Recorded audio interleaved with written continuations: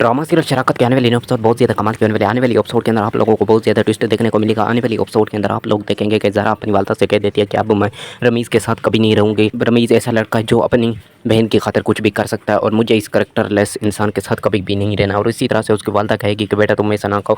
रमीज़ ने ये फैसला खुद नहीं लिया बल्कि ये उससे ज़ोर ज़बरदस्ती माम के कहने पर लिया गया है। और इसी तरह से ज़ारा आहिस्ता आहिस्ता रमीज़ के बारे में सोचना शुरू कर देगी। और दूसरी तरफ से रमीज़ है जो ज़ारा के बिना रह नहीं सकता और वो अपनी वालदा से कह देता है कि अम्मी मैं ज़ारा को लेने जा रहा हूँ, मैं उसके बगैर बिल्कुल नहीं रह सकता।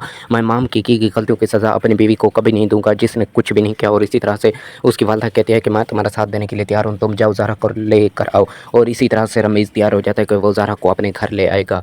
और दूसरी तरफ से माम खुश हो जाती है कि ज़ारा अपने घर से वापस आ गया, अब मेरा बदला पूरा हो गया और मैं कभी भी ज़ारा को अब अपने घर नहीं जाने दूंगी। और इसी तरह से वो बहुत ज़्यादा खुश होती है। और दूसरी तरफ माम सोच लेती है कि वो शफक की ज़िंदगी बर्बाद करके रहेगी और उसके बच्चे को भी मार कर रहेगी। और इसी तरह से वो फैसला कर लेती है कि वो उसके बच्चे को मारने के लिए तैयार है। और दूसरी तरफ से ज़ारून है जो कि शफक के साथ की गई ज़ियादतियों पर बहुत ज़्यादा शर्मिंदा है। और वो शफक से कहता है मैं तुम्हें बहुत ज़्यादा पसंद करता हूँ और मैं तुम्हारे बगैर बिल्कुल नहीं रह सकता। तो शफक कहती है तुमने मेरे साथ जो सलूक किया मैं उसे कभी नहीं भूल पाऊंगी और तुम मेरे कुछ नहीं लगते, चले जाओ यहाँ से। और इसी तरह से शफक ज़ारून वहाँ से जाने का कह देती है। ये सब आपको ड्रामा सीरियल शराकत के आने वाले न्यू एपिसोड में मालूम होगा।